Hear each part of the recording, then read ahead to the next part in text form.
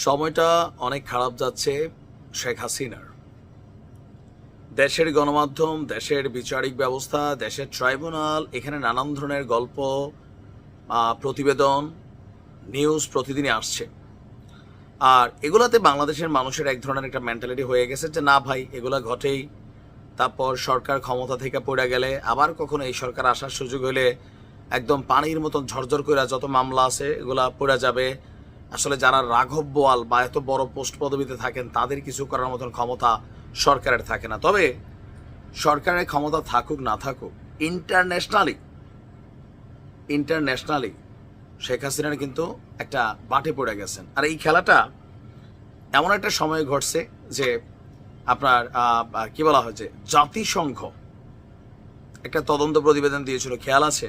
ওই প্রতিবেদনটা পূর্ণাঙ্গভাবে আমরা ওইভাবে দেখে নাই, বাট এখন এই প্রতিবেদনটা জাতিসংঘের যিনি মানবাধিকার কি বলা হয় যে কমিশনার আছেন, মানবাধিকার বিষয়ক হাই কমিশনার যিনি আছেন ভলকার তুর্ক, তার একটা বক্তব্য থেকে গতকালকে আপনার একটু শোরগোল পাকাইছে।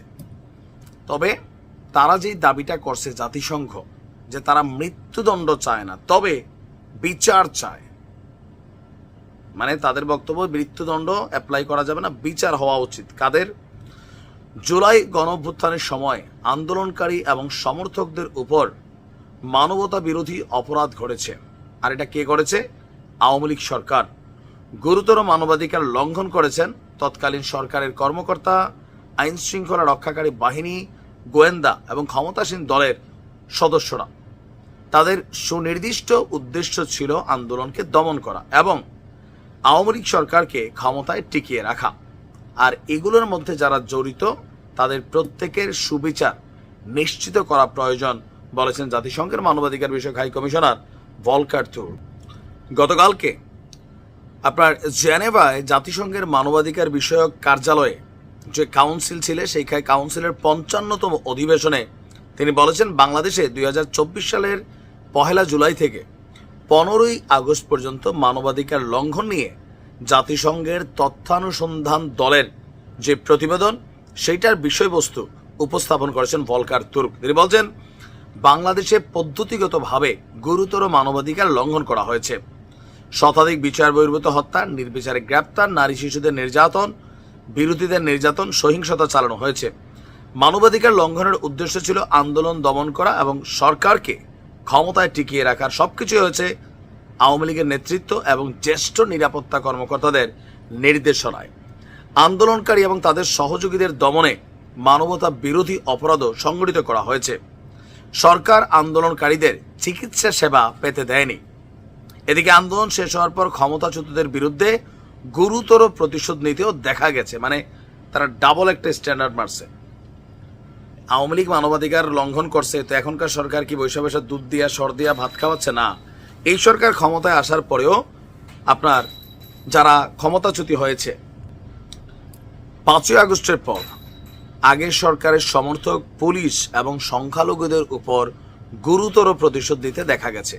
জাতিসংঘের এই রিপোর্টটা ডক্টর ইউনূসকে এইখানে কিন্তু একটা লারা দিয়া গেছে, এই যে সংখ্যালঘুদের উপর গুরুতর প্রতিশোধ কিসের?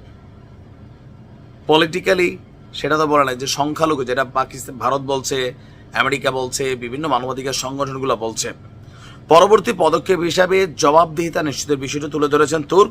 তিনি বলছেন জবাবদিহিতা নিশ্চিত প্রচেষ্টা শুরু হয়েছে। আন্তর্জাতিক ট্রাইব্যুনালে অনেক মামলা হয়েছে, তবে এ সকল মামলায় সুবিচার নিশ্চিত করতে হবে। আর জাতিসংঘ চাইছে মৃত্যুদণ্ডের বিধান যেন বাতিল হয়। জাতিসংঘ মানবাধিকার কমিশন এই ব্যাপারে সরকারকে সহায়তা দিতে রাজি আছে। এই রিপোর্টটা ইন্টারন্যাশনাল লেভেলে খুবই একটা ভ্যালুয়েবল রিপোর্ট, যেটা আওয়ামী লীগ সরকারের প্রধান যিনি ছিলেন শেখ হাসিনা সহ একদম ঊর্ধ্বতন বেশ কিছু নেতারা, প্রশাসনের কর্মচারীরা, প্রত্যেকের জন্য খুবই নেগেটিভ। যে হ্যাঁ না, সরকার কি বলছে, এটা হয়তো রাজনৈতিক সরকার না, বলতেই পারে এরা মিথ্যা বলবে, কিন্তু যখন জাতিসংঘ থেকে একটা রিপোর্ট হয়, রিপোর্টটা সারা পৃথিবী দেখে। ইন্টারন্যাশনালি এক ধরনের ইমেজ সংকটে, মানবতার মা হিসেবে তিনি বেশ কয়েকবার উপাধি পাইছিলেন, রোহিঙ্গা জায়গা দিয়া, সব কিন্তু শেষ হয়ে গেছে।